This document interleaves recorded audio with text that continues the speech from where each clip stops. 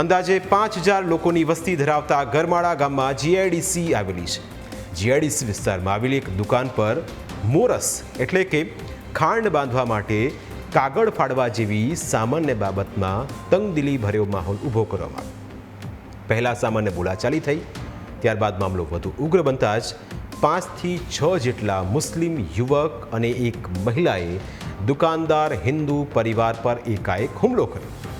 મારામારી કરવાની સાથે મુસ્લિમોએ જાનથી મારી નાખવાની પણ ધમકીઓ આપી અને વચ્ચે પડેલા લોકોને પણ માર માર્યો, જેના કારણે ઇજાગ્રસ્ત થયેલા લોકોને સારવાર માટે હોસ્પિટલમાં દાખલ કરવામાં આવ્યા। ઇજાગ્રસ્ત લોકોનું કહેવું છે કે નજીવી બાબતે 20 થી 25 લોકોનું ટોળું તેમને મારવા ધસી આવ્યું હતું।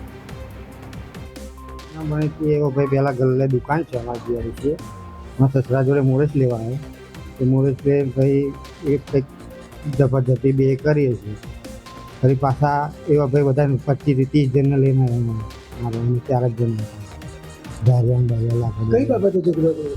ખાલી બસ મોરસ ચાલે પેલું કાગરી અને ફાટી ગઈ, મારા સસરા એવું કીધું કે કાગરી કેમ ફાટી ગઈ, સીધી ગાળો બોલવામાં આવ્યો, તો બધાને લઈને આવ્યા ધાર્યા લાકડી, બસ એટલી માથામાં તમને શું માર્યું? ધાર્યું મારી સરાન ધાર્યા લઈને ભાઈ આવ્યો અને મોરેસ માગી, મોરેસ આપી, તે જે બાકીનું લખો ને એ કાગળ, એ ભાઈ કાગળ જ ફાડ્યું।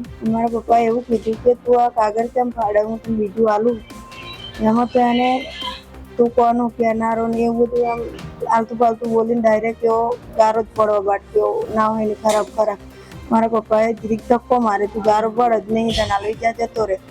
એમાં તો એવો લાફો મેલીને રોડા ઉપર જેમ ફાવે એમ બોલવા બાટ્યો, ભાગમ ભાગ કરવા માંગતી એની 20-25 માણસને એને બોલાવી દીધા, તાજ જ ચાલી આવી ગયા અને કદમ આ બધાને મારવા ફરી વળે।